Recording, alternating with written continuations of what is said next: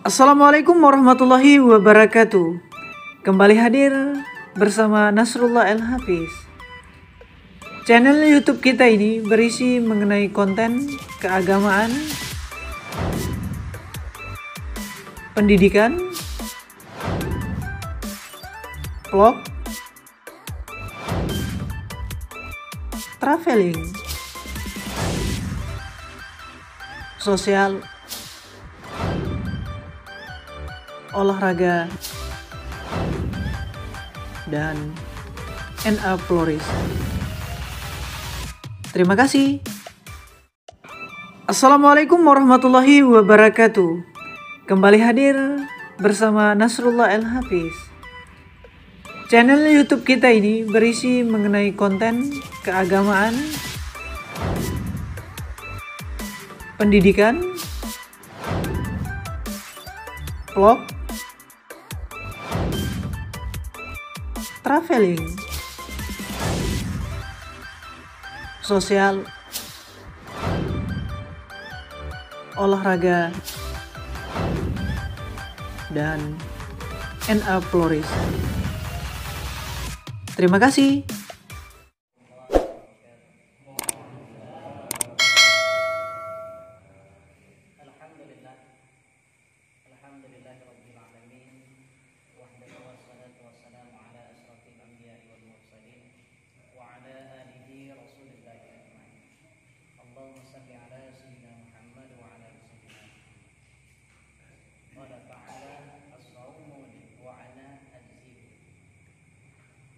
Kaum muslimin wal muslimat rahimahumullah, Datuk Nyai,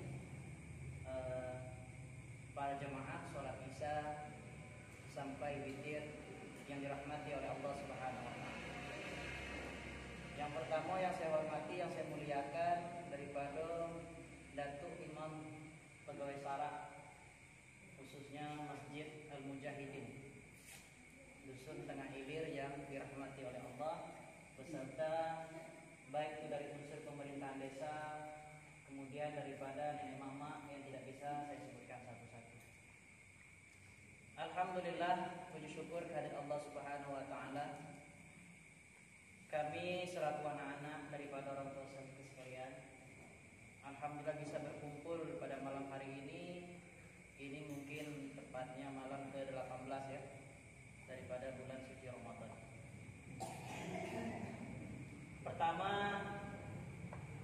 yang perlu kita tekankan, karena di sini tadi saya diminta pertama selaku pembina daripada Ikatan Sarjana Rantawapi. Ini tidak enak juga dengarnya pembina, tapi mungkin karena itu surat keterangannya tidak masalah. Pembina Ikatan Sarjana sekaligus arahan dan sedikit tausiah.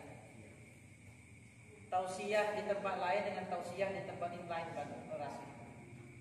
Atmosfer atau aromanya lain. Ini patut saya bersyukur kepada Allah beserta para hadirin sekalian.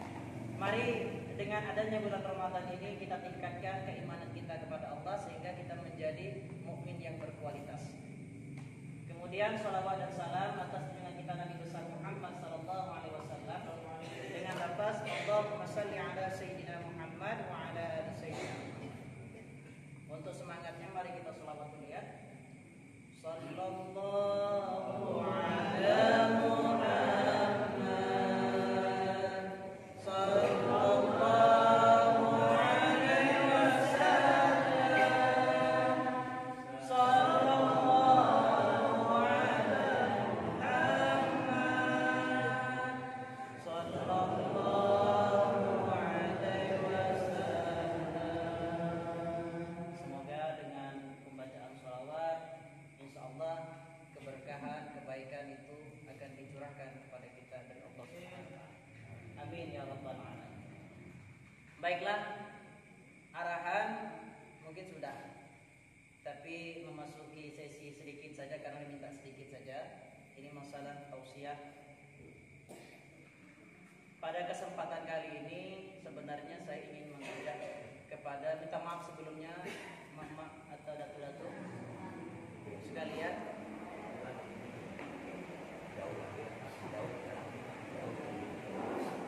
Alhamdulillah, walaupun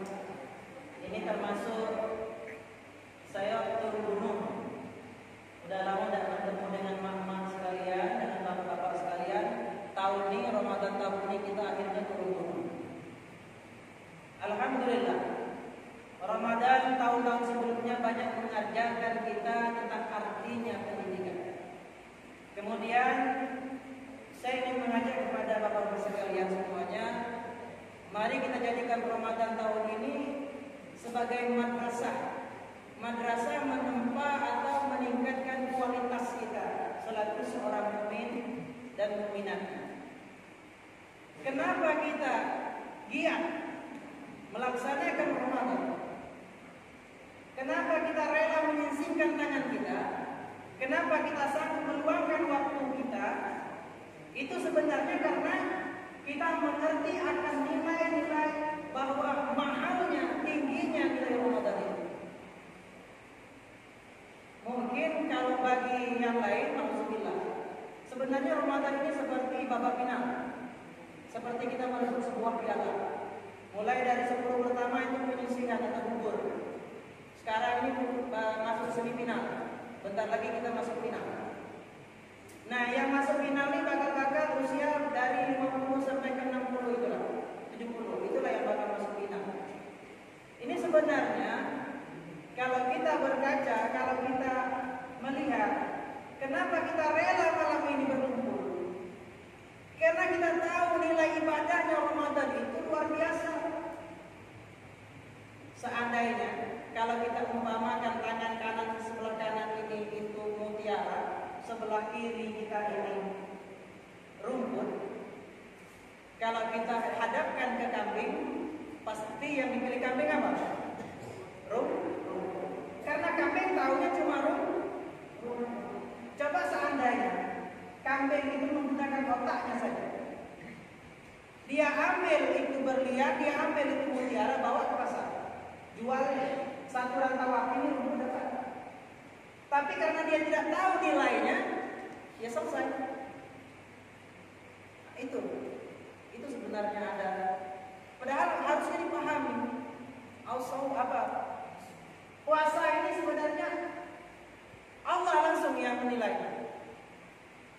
Jadi harusnya sebenarnya kita berada di bulan Ramadan ini harusnya bersyukur. Ini kita aneh. Kadang-kadang tapi mengaku beriman, tapi jauh dari kata iman. Iya, jauh. Kata Rasulullah, umirtu an uqatilan nas hatta yashhadu an la ilaha illallah wa anna muhammadar rasulullah. Sebenarnya Rasulullah itu diutus untuk memerangi manusia pada hakikatnya. Yang seperti apa? Sehingga dia beriman, bersaksi kepada Allah bahwa Allah itu Tuhannya dan Nabi Muhammad itu utusannya. Iman ini apa? Al-imanu ma'rifatu bil qalbi wa qawlu bil lisan wa 'amalu bil arkan. Iman itu apa yang di hati dan diucapkan dengan yang perbuatan itu harus sinkron. Kata Allah, ya ayyuhallazina amanu, mungkin kalau para mubaligh yang ada di kata sarjana itu sudah jelas, sudah tahu Bapak pun sudah tahu semua sebenarnya. Perintah Allah dalam Al-Qur'an itu surah Al-Baqarah 183 itu jelas. Yang dibilang itu ya ayyuhallazina amanu, orang beriman. Wajib hukumnya. Siapa yang wajib berpuasa ini? Pertama Islam. Itu Islam yang wajib. Siapa lagi yang wajib mengerjakannya? Orang yang berakal. Sekarang kita tanya, banyak mengaku Islam tapi tidak berpuasa. Itu dipertanyakan akal sehatnya. Karena apa? Manusia itu ketika masuk bulan Ramadan, pertama dia biasa-biasa saja, yang kedua dia beban, jadi berat atau berat mengerjakannya, dan yang ketiga penuh harap. Yang beban ini nauzubillah, yang biasa-biasa saja kategori ini nauzubillah. Ini sebenarnya hatinya bermasalah, merusak hati. Kalau dalam kajian akademik itu rusak hati. Kenapa rusak? Karena selalu dekat kemaksiatan. Tapi kalau hatinya penuh harap, melaksanakan Ramadan ini penuh harap, minta wal qulub. Sebenarnya itu takwanya itu muncul dari hati. Itu sebenarnya. Karena iman ini Kalau tanpa dihiasi dengan takwa, itu bisa telanjang itu. Ibaratnya orang tidak punya baju. Nah, baju itu, pakaian itu takwanya, hiasannya malu, dan buahnya itu adalah ilmu. Nah, itu yang perlu. Jadi bagaimana Ramadan tahun ini kita jadikan Ramadan kita itu berkualitas. Apalagi nuzul Quran. Kita berbicara masalah nuzul Quran.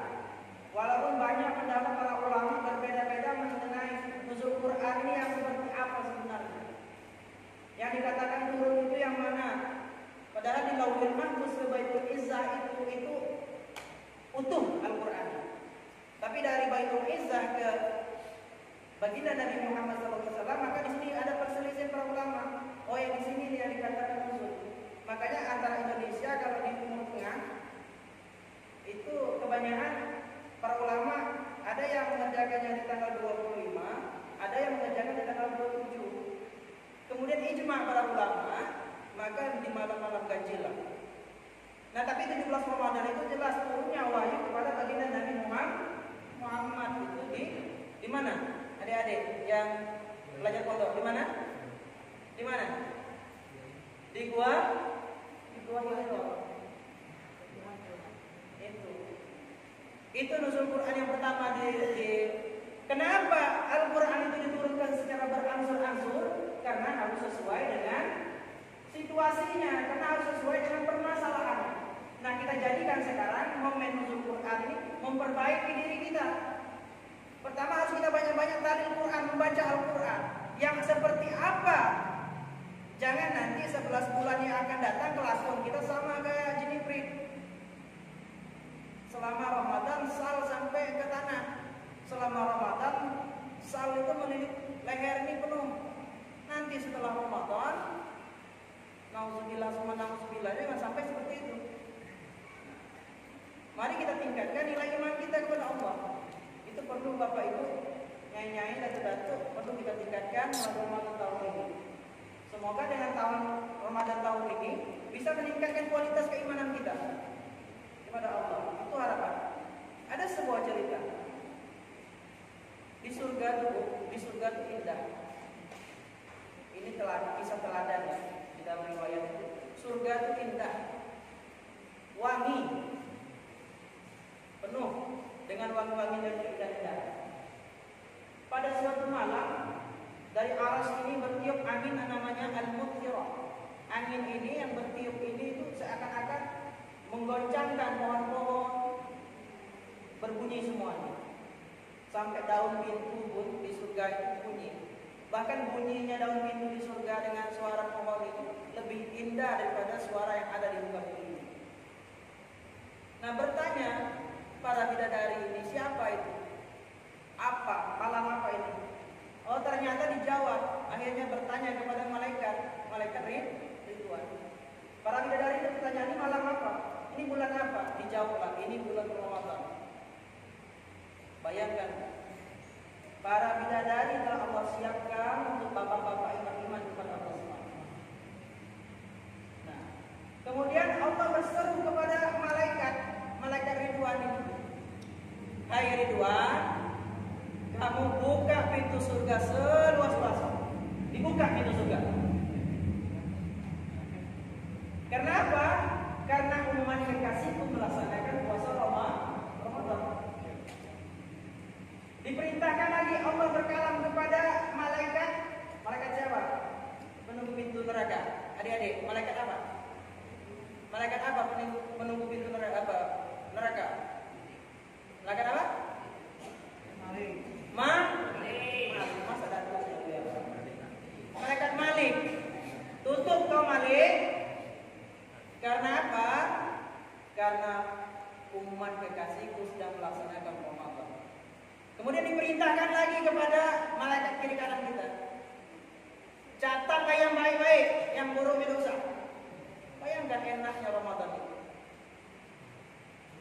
Masa kita rela meninggalkan Ramadan, bentar lagi Ramadan ini bakal pergi. Nah, jadikan Ramadan tahun ini.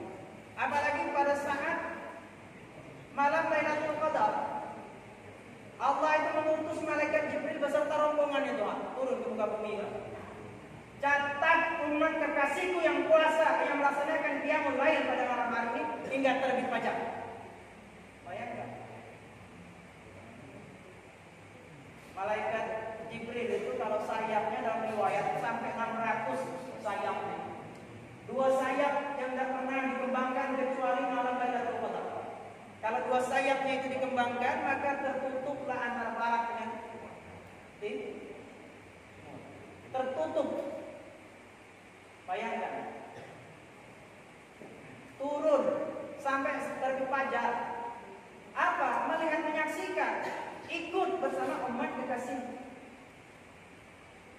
Menyaksikan di tengah kesusahan payah umat Nabi Muhammad melaksanakan yang penuh dengan rintangan, melaksanakan qiyamul lail. Disaksikan oleh para malaikat. Kemudian ketika malaikat habis mau fajar, malaikat Jibril ini berkata kepada para malaikat semuanya, ayo kita kembali. Kemudian dia tanya para malaikat kepada malaikat Jibril ini, apa yang akan diberikan oleh Allah kepada umat baginda Nabi Muhammad? Ditanya. Maka dijawablah Jibril, yang akan diberikan kepada mereka ini adalah ampunan Allah, keridhaan Allah. Semuanya diberikan, kecuali ada 4 golongan. Yang pertama golongannya adalah yang tidak akan mendapatkan ampunan Allah, mereka yang suka minum khamar. Itu tidak akan ditolak. Lah jelas kata Allah, puasa masih melaksanakan maksiat, itu tertolak, pasti itu tertolak. Yang kedua apa? Anak yang durhaka, itu pasti tertolak. Apapun lah ceritanya. Yang ketiga apa? Orang yang suka memutuskan tali silaturahmi. Kenapa? La yadkhulul jannah qatilur rahim. Masuk neraka orang yang memutuskan silaturahmi itu. Masuk neraka orang yang suka menzalimi saudara-saudara seimannya.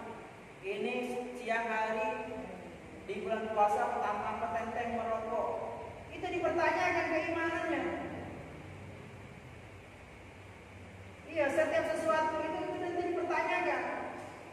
Ia zalim terhadap kita yang berpuasa, seakan-akan perintah Allah tadi dianggapnya biasa-biasa saja sebagai rutinitas biasa.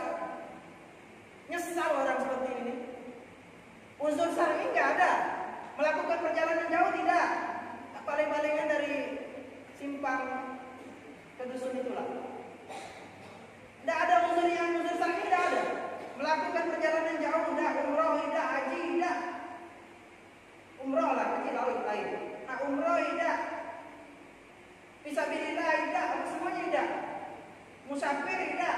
Tapi siang hari bulan Ramadan petantang petenteng dia merokok, makan dengan sengaja di depan orang yang berpuasa. Ini zolim kepada manusia sama manusia ini. Ini neraka jahanam tempat. Karena apa? Ada suatu peristiwa di mana Rasulullah itu nangis. Kemudian apa? Selanjutnya setelah nangis Rasulullah itu ketawa sampai nampak gigi serinya. 2 gigi seri itu nampak. Ini apa nih? Tidak ada para sahabat yang berani bertanya kepada baginda Nabi kecuali Umar bin Khattab yang berani bertanya. Ya Rasulullah, kenapa tadi sedih, sekarang nangis? Nah itulah caknya bahasa gitu kan. Kata Rasulullah, aku dinampakkan yaumul hisab kepadaku. Di sana aku melihat ada 2 kelompok atau 2 manusia yang saling menuntut kepada Allah.